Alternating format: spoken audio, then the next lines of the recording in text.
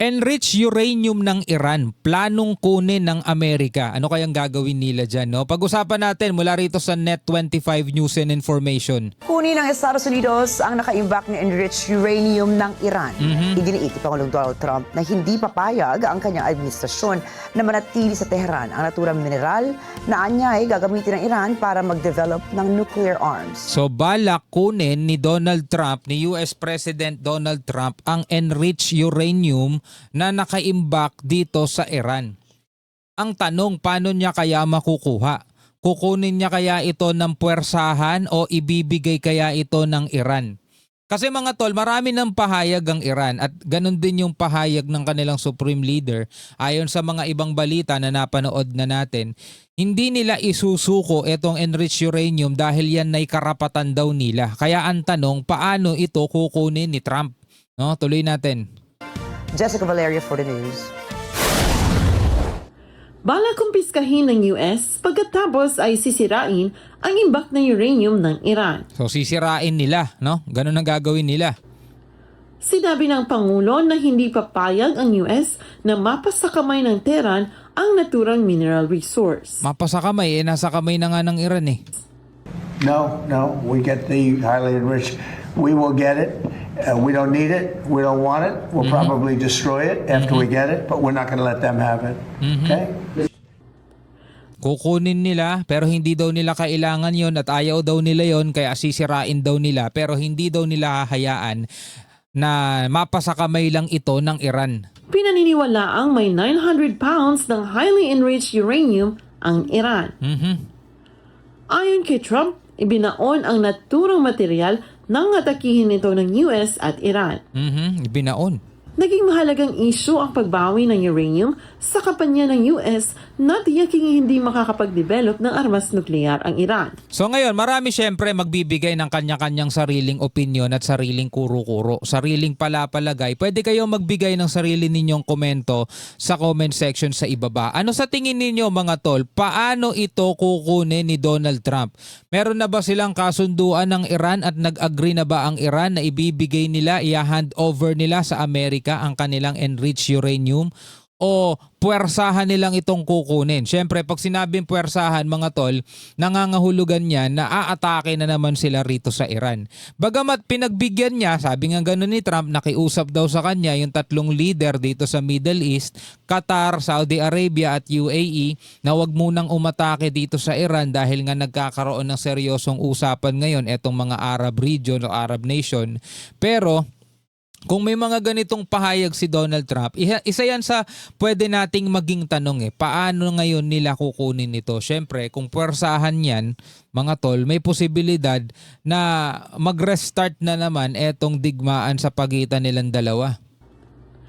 Gayunman, sinabi naman ng dalawang senior Iranian sources na nag-issue ng direktiba ang Supreme Leader nilang si Ayatollah Mujtaba Khamenei na hindi ipadadala ang near weapons grade uranium sa abroad. Ito yung sinasabi ko sa inyo Nagsalita yung kanilang Supreme Leader na hindi sila papayag na mawala sa kamay nila etong enriched uranium na to. Samantala, sinabi rin ni Trump na hindi nais ng US ang anumang gambala o toll sa Strait of Hormuz. Well, we want it open. We want it free. We don't want tolls. It's international. It's an international waterway. They're not charging tolls. Right now, they are losing $500 million a day is what it's projected. I don't know, it sounds like a lot of money, but whether it's 500 or 200 or 300, they're losing a lot of money. There hasn't been a ship that's been able to get through without our approval. Ito yung sinasabi ni Trump na hindi niya basta-basta pwedeng bitawan kasi mawawalan siya ng pressure, mawawalan siya ng leverage dito sa Iran para ma-pressure niya na sumang-ayon na doon sa ipinupush nilang mga proposal. And the Navy has done an amazing job. And no ship is going to Iran, as you know. No ship is going to, or out of Iran without our approval. So anong masasabi ninyo dyan mga tol tungkol dyan sa palak ni US President Donald Trump na kuhanin o kumpiskahin etong enriched uranium ng Iran, no? Pag sinabing kumpiskahin kasi kukunin di ba? Ngayon, doon naman sa usapan mga tol about dito sa Strait of Hormuz, merong pahayag dyan ang Iran mga tol. Eto, mula naman dito sa UNTV News and Rescue, iginiit ng Iran ang kanilang jurisdiction dito sa Strait of Hormuz. Hindi ito international water lang basta-basta na pwedeng daanan ng kahit na sinong barko. Sinasabi rito ng Iran na meron silang jurisdiction. Nanindigan si Iranian Foreign Minister Said Abbas Araghchi sa kanilang jurisdiction sa Strait of Hormuz. Anya, sabi niya ganon, hindi international waters etong Strait of Hormuz. Panoorin natin mga tol. As all of you know, Iran and Oman are two coastal countries in two sides of the Strait of Hormuz. The strait is located in territorial waters of Iran and Oman. There is no international waters in between. So sinasabi ni Trump, kung naaalala ninyo, di ba, dun sa pinanood natin, international waters daw tong Strait of Hormuz. Ayaw niya daw ng toll, ayaw niya daw ng kahit ano dyan, basta kailangan malayang dumaan dyan ng kahit na anong barko kasi international waters yan. Sabing ganun ni Trump. Pero dito, sabi ni Abbas Araghchi, hindi ito international waters. No, kumbaga, kung may sinasabi nila may jurisdiction sila dyan, pag-aari nila, parang ganun. Pag-aari ng Iran. So everything should be managed by Iran and Oman.